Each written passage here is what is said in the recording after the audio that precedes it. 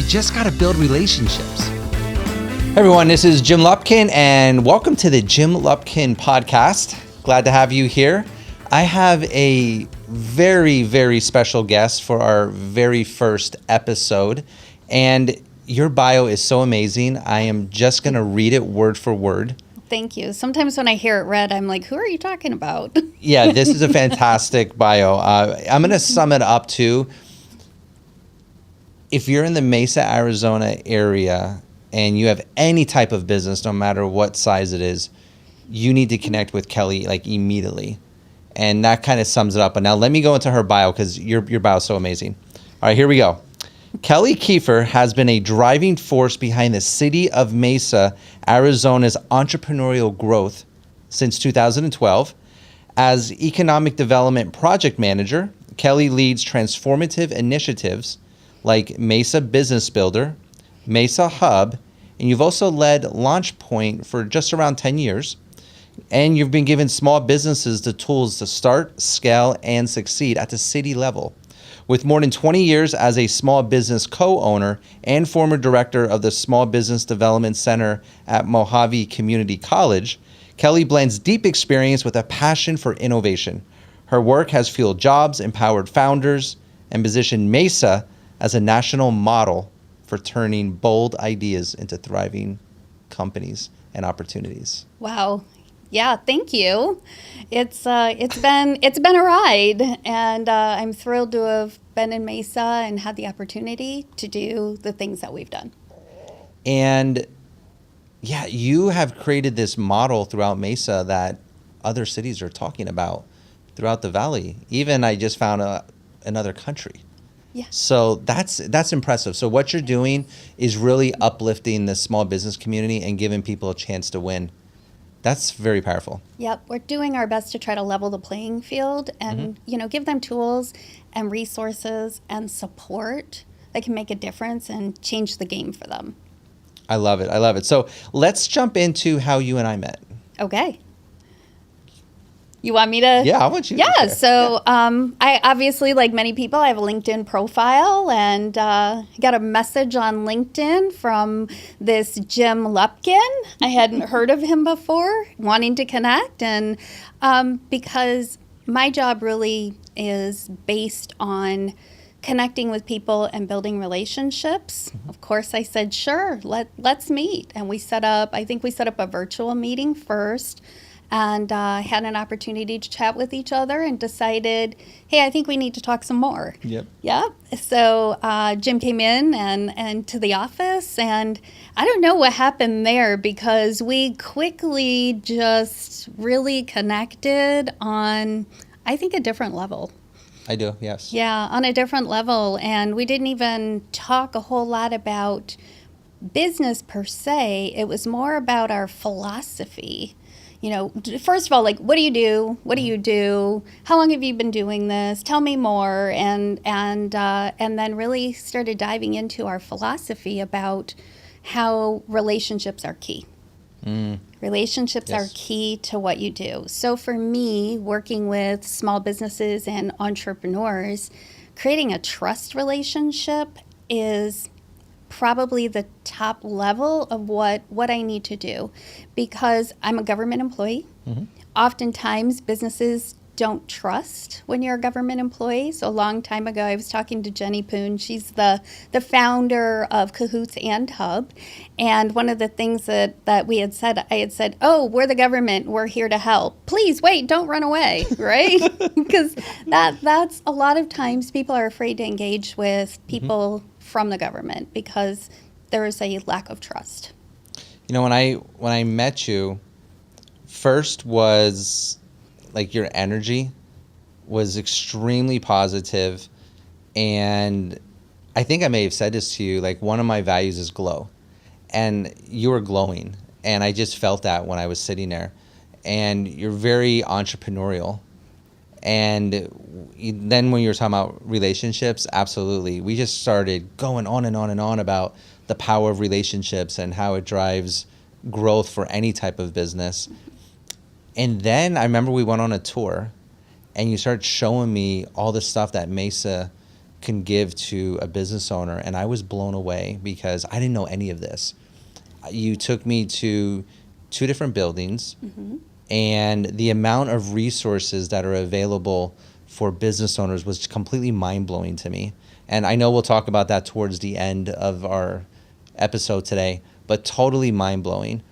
And I can't wait to dive into that, because anyone that's listening to this that is within the Mesa city limits or needs to move somewhere else and I would suggest checking out Mesa, because the amount of resources that everybody gets is just amazing. So between that, your energy, the entrepreneurial spirit within you, and I will dial it back into the relationship piece. Like, you genuinely wanted to connect with me. No intentions on anything, just true, honest connection. That was mind-blowing, because not everyone wants that. A lot of people think transactional. Right. Like, what is in it for me? So I'm very thankful that I got to meet you, and now that we're becoming friends and spending time together, it's really nice. No, it's been a wonderful experience. I'm super glad that you reached out and we connected, because I think that, working together, there are a lot of ways that we can uplift and elevate the business community. You and I talked a lot about the relationship economy. Let's kind of see where we can take this conversation. So what are your thoughts on the relationship economy? So I see moving forward that in order to truly stand out as a business, whether it's a product or a service, you need to connect with your customers on a different level. Transactional, okay, so maybe you run an ad campaign, you get people to come in, maybe they buy, but you haven't really built a relationship that encourages them to see you as their first choice, their primary choice, or as an authority, or as a trusted expert. So creating relationships with business or with customers is really key to that ongoing sustainability of your business. Creating this trust relationship and having them come to you and know that you're going to be truthful with them, and that you're going to provide solutions that ultimately fit their needs. What does a relationship mean to you in business? If you had to maybe just give it a definition. Great. Oh, okay, you're putting me on the spot for a definition. So I've spent my career getting to know the business, and that often means the person that is the business. Yes. What is it that drives them? What is it that they do? What do you want to accomplish? Where do you see your fit? And also creating this conversation that's a two-way street. You can come to me with questions. It's a safe space, right? And we're here to help you. I don't have all the answers. I would never proclaim to be an expert in anything. However, I also happen to know a lot of people. So when you create these relationships with people, you also connect to their entire network of who they know and what those people may know. So how does that help you elevate your company and elevate your business? And then, for me, I just also believe in being a good person and doing the right thing, and encouraging other people to be good people and to do the right thing. Sometimes doing the right thing is hard, right? Yes, that's very interesting. God, you have so many good golden nuggets in what you just said.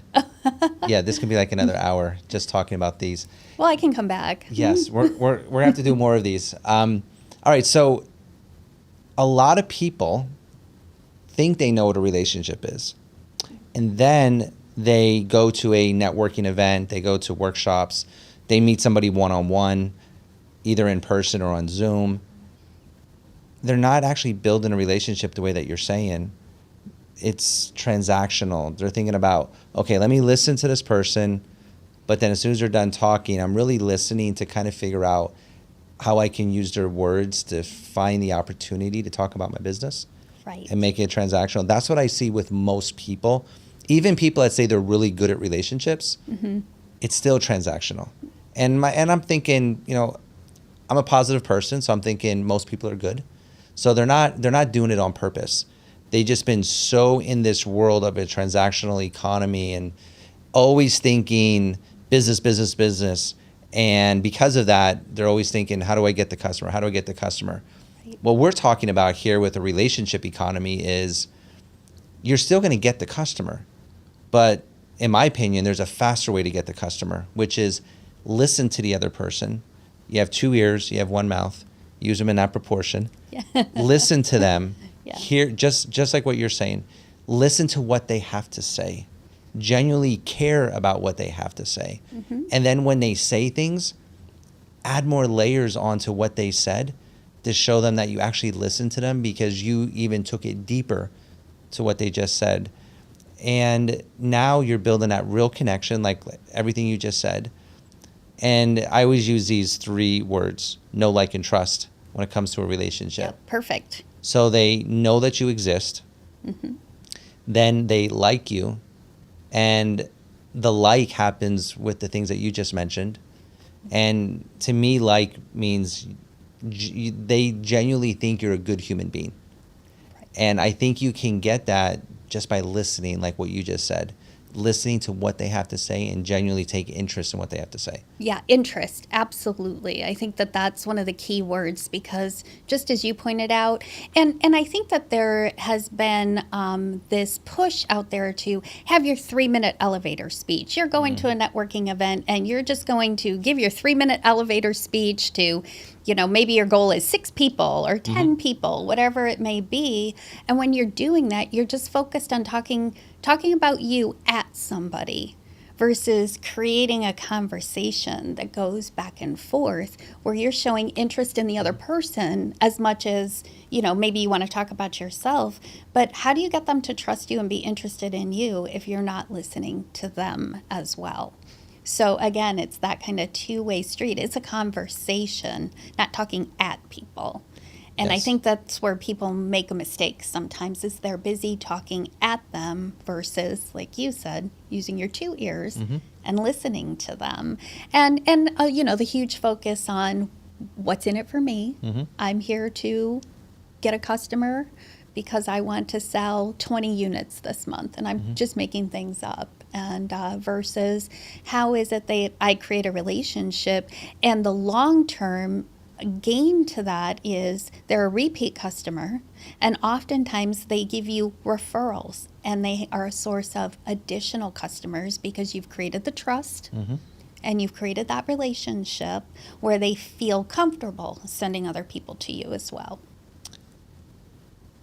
Some of these questions in my mind are silly questions to ask you because I'm such a firm believer in what I'm asking you. But this is so important because we need to create a foundation for people to truly understand and live out the relationship economy. Okay, so here's some questions. You talked about getting referrals. Huge believer in that. I believe it could truly happen with relationships. If somebody is not doing relationships, they're only doing transactional. So that could be paid ads, maybe on Facebook, LinkedIn, could be SEO.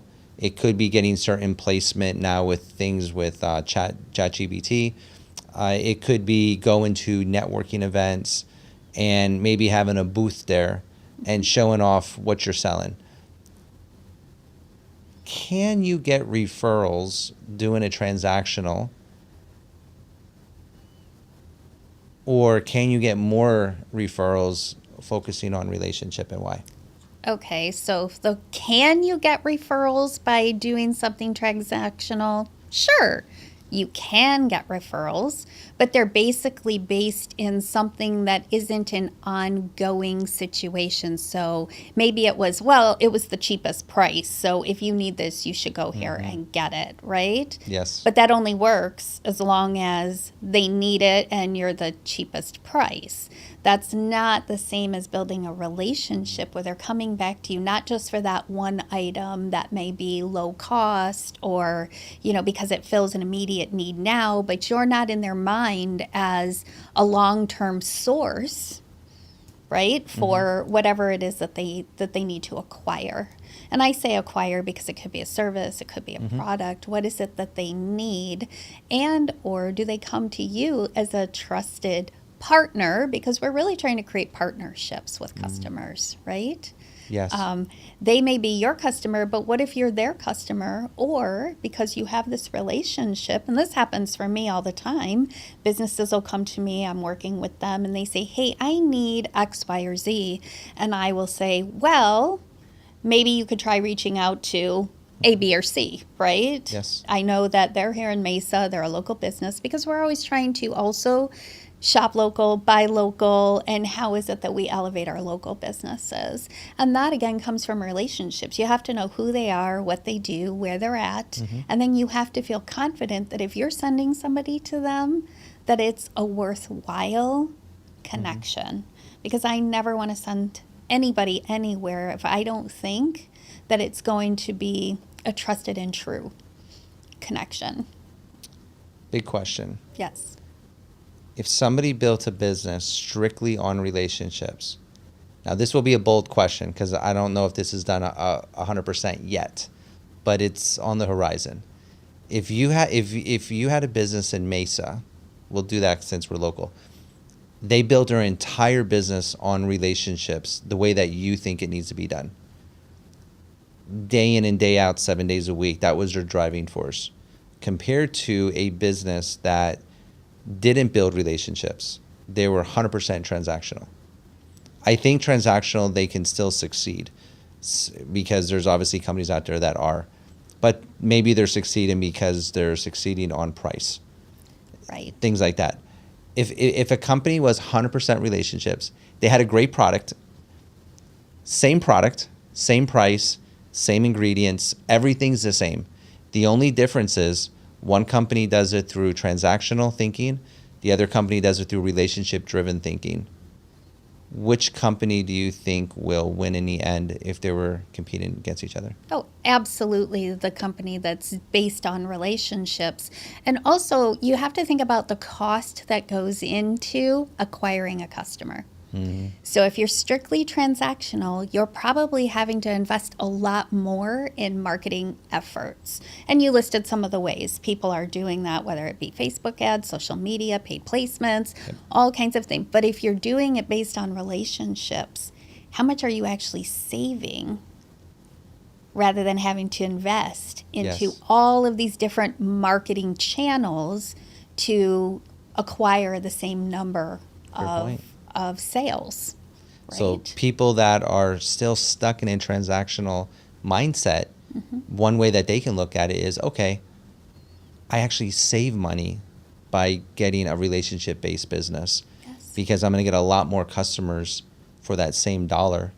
Absolutely. And we could break it down into all the textbook terms like long-term value of a customer and but also the referral network then that you will have access to. It just, to me, it's so much easier to create a relationship than it is to sit down and try to calculate, right, the return on investment for all these different marketing spends that you're working in. How long do you think it takes to build a relationship with someone good enough to where you can do business with them? Now, of course, they have to have a need for the product, so that may take a whole year or it may take 1 week. But if somebody already has a need for a product, they're looking for a solution. You may not know that, but they're looking for something. So let's put that aside. How long do you think it takes to build a connection with them to where they'll take a serious look at what you have compared to any other options? Ooh, I think that's tricky. So I waitressed my way through college, full disclosure, and you had customers that would come in and, they weren't interested in chatting. They're just take my order, serve my food, and that's that. But then there were other customers that really wanted interaction. So what I learned from that at the end of the day was I had a whole lot of regular customers because I would take that time to get to know them, know what they like to order, know what their tastes were, what kind of drinks they liked, be able to make recommendations to them as they were coming in. So again, building this relationship even as a waitress with customers, because at the end of the day, that helped me when I had these repeat customers. But then they would tell their friends and family, oh, you need to go to the restaurant and you need to sit in her section, right? And then they would tell me, well, Jill and Jerry sent me and said that I needed to sit in your section. And it always amazed me that even as a waitress, that you're building customer relationships, right? Yes. People don't think of it like that. So going back to your question, if I can remember what it was, I kind of want how fast? I think that it depends on what you're selling and how open that person is to having a conversation with you.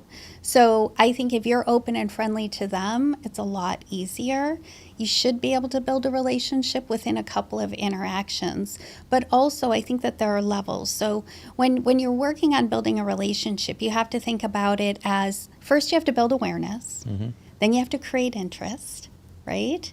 Then you have to get to some sort of an action. How do I get them to actually come in? How do I get them to try my product or service? How do I get them? And then how do I actually, close the deal, so to speak, and turn them into a customer? In economic development, we're creating awareness by promoting the city.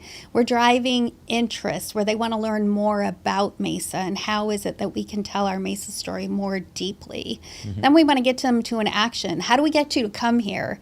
And how do we show you sites and introduce you to people in the community and help really make Mesa, people like to say put Mesa on the map, but I say put Mesa on your map.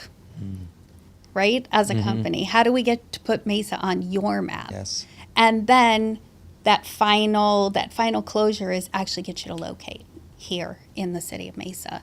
So, looking at it like that from a relationship standpoint, there are levels to a relationship as well. You don't automatically get to trust. I almost feel like I got those 3 levels in my first meeting with you. Did you? Yeah. I felt it just like everything just moves so quickly. Like when you talk about the restaurant, that's a great example because, and I was thinking about it. Bill and I were going to this restaurant, and we really liked the person that was taking care of us. It got to the point that whenever I went in, I would only sit where she was taking care of the tables. And so even if it was a slow day, people that take time to build relationships always has this inflow of people coming in. Right. So if you focus on relationships, you create the stability of whatever you're doing. Right. Yeah, it's powerful. Yeah. So it is possible then to build relationships very quickly. I believe so. Yep. And it depends on how much you care about other people. Is maybe what it comes down to. So you talked about within a few interactions, as long as you genuinely care about somebody else, focus on them, not make it about you, you could probably build that relationship with them within a few conversations, which could literally happen in a week, where if they need a product like yours, they're going to buy from you. But you really got to make it about them, focus on them, and not thinking, how do I sell them? Right. Okay. Absolutely.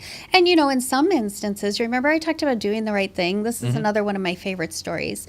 So I have a company here in Mesa that I started working with a number of years ago, probably back 2016, 2017, and they're a watchmaking company. So fun fact, watchmaking, the U.S. was the leading country in watchmaking until World War II. In World War II, we retooled factories for munition manufacturing, and that's when watchmaking went overseas, and the Swiss really got the upper hand. So this company is really focused on bringing watchmaking back to the U.S. as a primary industry. So they obviously came talk to me. We talked about Launch Point. It just wasn't a fit, but I really wanted to help this particular company. Great people, great concept. So I ended up, to make a long story shorter, I connected them with EVIT, which is the East Valley Institute of Technology. They do career and technical education at the high school level, and they were opening a new campus up in Fountain Hills.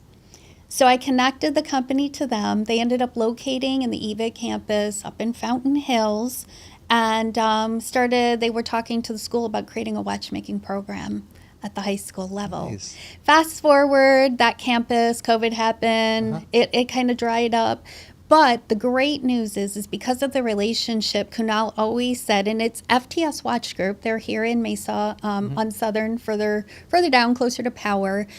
He really wanted to come back and be in Mesa permanently. They bought a location here in Mesa, and they're now a Mesa-based company. But it was really all about doing the right thing for the customer at the right time that fit their needs, their budget, so that they could grow. Versus trying to, cram them into a situation that wasn't going to be good for them from a growth perspective. When you take care of people, even if it's not an immediate win for you, Correct. when you take care of them, it always comes full circle. And that full circle might be they become a customer of yours 7 years from now. It could be they refer you somebody in a year. It could be they do something, or maybe nothing. It's just the fact that you did good for a human being. Correct. And that spills into all other parts of your life. Right. It's Yes. it's that relationship and the trust. So, Yeah. big question. Yeah. We talked a lot about relationship economy. Yeah. And we're going to have to do more episodes where we dive in deeper on relationships to really help people understand how to live that every day. So, if the entire city of Mesa, every single business, was running on relationships, truly appreciated what you're saying right now, and I think a lot of people do build businesses to some level of degrees with relationships, but like really sunk their teeth into it and really pushed it. And maybe not Mesa, just any city.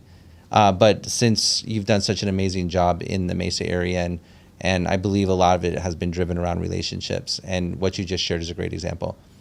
If every business in Mesa fell in love with what you just talked about, with helping just this one business, and they all acted like that, what does that do to a city? And this is like way out there thinking, but what do you think that does to a city? I think you're talking about creating utopia. Oh, that was bigger than I thought, but okay, let's go there. Well, just think about it, because if everybody is doing the right thing for the right reason, what does that really mean in the big picture? And how does that change Yes. how our community or how society acts and behaves? Right? Mm-hmm. So we can look at it from just a business perspective, but just how does that change, and I'm going to get really big here, how does that change human interaction? And how we feel about each other, and how we treat each other, and how does that create a positive shift? Let's daydream for a minute, because I think about this all the time. I think about like building businesses, of course, because I've been an entrepreneur for 30 years now. But I do think beyond that. I think of the utopia moments, which is why I do what I do, and I shared with you. I want to create that type of world way beyond business. So business is necessary. It's necessary. Right. But, I thought about relationship economy. How do we change the world? How do we change the city? How do we change that human being? Mm-hmm. If we change it through the world of capitalism, that's, I think, the way to do it, since our entire world is driven on it. So let's daydream for a minute. Utopia. Yeah. What does that mean in the day-to-day of the city? I have 1,000 ideas of what it actually means. So I'll start off. If every single business really appreciated and drove home relationships the way that you just shared in that one example, they built their entire business on relationships. Maybe they still do some advertising. Let's just say they do that as a secondary approach. Well, it's awareness. Yeah, awareness. Their primary focus is relationships. Every single business did it. From a business perspective, the connection that they would have with their customers would be extreme in a very positive way. They would probably get incredible feedback from their customers on how to make their product and service better, which is good for the business owner. The feedback that they can get would be incredible, because these people now are connected to loyalty and community around something they truly believe in. They're not just buying it because it's $1 cheaper than what's down the street. They just feel connected to the people that represent that business. So they're giving back feedback, which then allows especially small business. You have to keep on evolving as a small business. Well, how do you evolve? You evolve through customer. You can't evolve just on your own ideas. You got to listen to what if the customer feels vested in what they're part of, they're going to give the right feedback, the honest feedback. So that's one thing of utopia at a business level I see, is these owners will get incredible feedback to make their product and service amazing. Yeah, and with that, they have to be willing to take the honest feedback. Yes. And sometimes it's rough, it might be your baby or, and I think sometimes businesses also make a mistake of thinking that because they like it, that everybody else will like it too, and they like it just the way it is. Yes. But, honestly, getting that type of feedback from your customer helps you evolve, as you said, with time. Times change, things change. Products and services must change as well. And if you're not staying connected to your customer and you don't have those relationships and you're not getting the feedback, how is it that you improve so that you can be here tomorrow, next month, next year, 15, 20 years from now? How is it that you're going to do that if you're not creating those relationships? Yes. Another would be the talent that they would attract that would want to work at that company, because it's relationship driven. Like everyone within our company, everyone's connected because we all walk and talk the relationship economy with what we do. Everyone that is on my team, I met through a relationship. And so the commitment that we have with each other, you can feel that it's at a deeper level. So another thing in this utopia world is, and I hear it all the time, it's hard to attract great talent. It's hard to attract good employees. They always quit. They always this and that and that. But if you build a relationship economy within your company, you're going to attract amazing talent that is there for the right reasons. What do you think about that one? That's creating a culture that people want to be associated with. And, you're right. We hear it all the time, how it's hard to get workforce and they don't want to work. They don't show up for work. And it's all really kind of negative talk versus, okay, well, how are you going to change that and turn the experience into something positive? And I think we've seen this quite a bit with especially Gen Z. They want to connect with the company. They want to, like culturally, they want it to fit their values. Yes. And I think that what's happening is they go in and then they very quickly find out this isn't a match to my values. This isn't where I'm comfortable or happy being. And they're doing a lot of this, they call it quiet quitting, right? Yes. Where they just don't show up. Yep. They just don't come back, and then they ghost you when you're trying to contact them. And this has been something that we've been hearing from businesses for a while now. So going back to that relationship piece, how is it that you're creating a culture that they can identify with within within their company, that they're comfortable and they feel good about? I know for me, I've been in sales many times for many years, and I can't sell anything that I don't believe in. Yes. Right? I just can't do it. I have to believe in the product or the service to actually be able to sell it. Otherwise, I feel like I'm being disingenuous. And that's part of relationship. It is. Feeling that connection. You hit on values. 15 years ago, I met the creator of Six Sigma up in North Scottsdale. And it was one of those moments in my life that I can look back and it really changed my life. And my company today is SixSigmaFunnels. And so what he taught me in regards to values is he goes, companies will create their own company values, and then they want everyone on the team to buy into those values. The problem is, it doesn't work. What works is each team member discovers what their own personal core values are. And then you do an exercise to determine how do your own personal values align with the company's values, so you find joy in coming to work every day, because you're not just elevating the company's values, but you're seeing how they connect to your own values. So now you are happy coming to work because you're actually living your own values every day. And then when you know each other's values, now you know how to communicate with each other better. Yeah, absolutely. I think that really that captures it kind of in a nutshell, doesn't it? I think so. So we could talk a lot about all these ways that companies will rise up and be better. But it's not just companies, it's the city itself. I think about this. If owners of companies are living a relationship economy at the business level, that means they're taking care of everyone that's associated with their company. But because they're like that, that then transcends into their personal life. They now become better spouses, better parents, because you can't be great at relationships at work and then come home and not be great at relationships. Just turn it off, turn the switch off. Yeah, so that means you're a way better spouse, you're a way better parent, you're a way better friend to your friends, you're a way better human being to everyone. Like walking around and everyone saying hi to each other because they genuinely are just happy. That happens in a relationship economy where everyone's super friendly, talking to each other, walking around. That's kind of weird in most cities. Yeah. Most people can't do that. But in a relationship economy, that becomes natural. So there's all these ripple effects that will happen if we embrace the relationship economy. Agree. You bring up everybody being happy and, saying hi to each other and smiling. So yes. I have a good friend who happens to have a home in Mexico in a smaller community.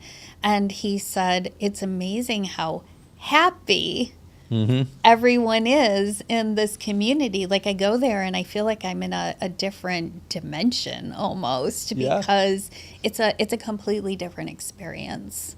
And these things are already happening in pockets around the world. So it's not a new idea. And can you give me a few examples of how you've seen relationships play out throughout your career? Because that's one of the things I love when I met you is you really believe in relationships. And so all these things you've done with the city of Mesa, but then even before that, can you give me a few examples that jump out? There's probably a few thousand, but just a few of them where you saw relationships make a difference to someone's life. Yeah, well, if I want to relate it to business, I can go back. I told you that I've been in sales for off and on for many years. So when I was 17 years old, I talked my way into a job at the mall. If you remember Dr. Pet Centers, they used to have, pet stores in the mall. I was under 18 and talked my way in and ended up becoming one of the top 10 salespeople in the nation on a regular basis, part-time as a 17-year-old. But I would again work with the people that were coming in. It wasn't just like, here, let me go, let me pull out this puppy and here, shove it in your face. I would watch them, right? And see what they were looking at and then just start talking to them. I wouldn't even go and get a dog out until I had learned a little bit more about them and what they were thinking. What kind of household do you have? And do you have kids, right?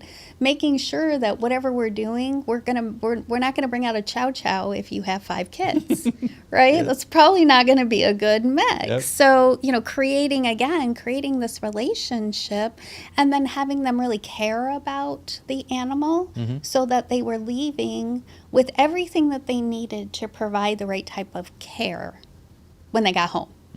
Right? Yes. And then encouraging this kind of longer term relationship where they're coming back and we're helping them through with maybe a baby training. Now, since then, I've learned a lot more about pet stores in a mall. Let's just say that. But again, it was really, my first experience working directly with people and learning how to connect with them and make sure that I'm doing the right thing to help them make a decision. Yes. Right? So the same thing I think has applied across the board for me as I've moved through my career. You mentioned that we owned a company. I owned a company with my now ex-husband for a number of years. We did high-end finished carpentry, and that was all about you're coming in and you're doing some very expensive finishings and needing to really understand your customer, what their goals were, and making sure that you're meeting their expectations everywhere along the entire way. for that massive investment that they're putting into their property. So it's all about relationships. I can't think of a job that I've done that wasn't about relationships. I can think of a couple that I didn't last very long at because I couldn't relate to the owner, the values, the treatment of staff and or customers, and I couldn't do it, and I had to leave. Relationship economy sounds really great. Really, really good. Especially. Well, I think when you mentioned that to me, I kind of had an aha or epiphany moment too, where I was like, yes, you're right. Utopia is a great word too. Yeah. So it sounds really, really amazing. Relationship economy. Of course, every business grows on relationships. There's enough proof out there that shows that it's better than transactional. So it's not like we're coming up with this new idea. There's enough proof out there. The excitement of a utopia world of where everyone actually cares about each other.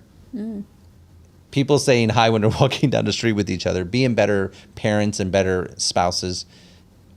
Even crime rate would drop. Like so many different ripple effects would happen in a relationship economy. Just being kind to each other, being able to have conversations and not get mad at each other. There's just such a ripple effect here beyond the business succeeding. But if we start with the business succeeding, which is the core of our civilization, money. So if we make that relationship based, since it's the core of everything, that's why I think the world would change. Because the foundation of our society is we have to make a living and make money and have a job. So if we make that core about relationships, then everything else will quickly happen. However, if that happens successfully, yes, how much stress comes off the people who are working because they're achieving that, basic level of support that they need for their family, for their lives, for their households, right? Yes. So just think about how much stress exists in homes and relationships, as you're talking about, because of the it's the word I'm looking for, because of the uncertainty in providing for basic needs. Basic stuff too. Yeah, basic stuff. Basic stuff like someone's not going to go to the hospital. Right. Because it's too expensive. Or take their medications because they can't afford them. Or their medical insurance is just through the roof prices. Yeah. And now with that though, the relationship economy, a lot of people are listening to this are going to say, well, yeah, I do relationships. Here's the problem with the relationship economy. Up until now, it's not predictable. You can't create, it's not systematic. It's like a roller coaster. Some people do great at building relationships because they just built these incredible skills, but even they're not hitting it at the highest level. And then if they're not staying on it at 1,000%, they're going to drop the next day. So being able to consistently build a business through relationships, no one's been able to do around the world because there's no system thinking when it comes to it. So if you're not hustling here or there to try to find people, it's just up and down, up and down.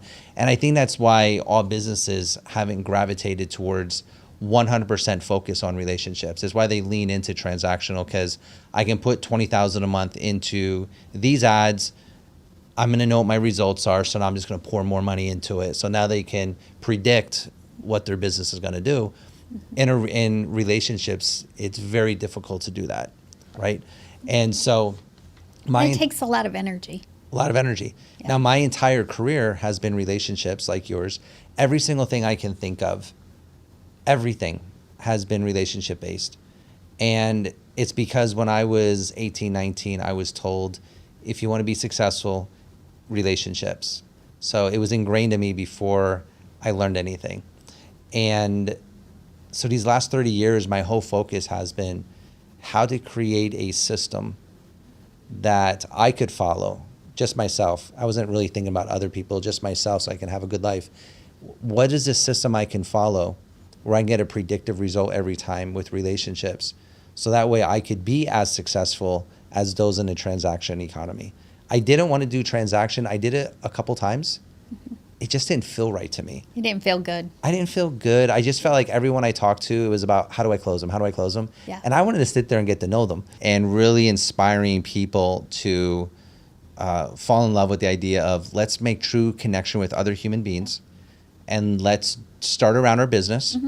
Let's build a successful business where it's repeatable and actionable, systematic way of thinking when it comes to relationships, because that's the only way you're going to grow your business with relationships is this, if it's predictable. And I think it's giving them a new lens through a new which lens. they see. Yes, a new lens to see. And then from there, let's all daydream and think from there we are going to become better spouses, better parents, better friends, better humans. And that has an unbelievable trickle down of change in literally everything. It really does. Yep. It creates that societal shift. Whew, that's a good way to end this. Yeah. Well, I want to thank you for coming down. Thank you. I do Thank appreciate you for you having greatly. me and for, allowing me to just, speak off the top of my head. Well, this is our very first episode of the Jim Lupkin Podcast. And the whole goal of this podcast is to inspire people to move forward with the relationship economy and really embrace it. And this is our first episode. I am delighted that you were the first person on because you thank truly walked the walk for over 20 years of actually caring about people, and you've got an incredible amount of results. And I didn't know about the waitress, and so you've been living this way before. Yeah.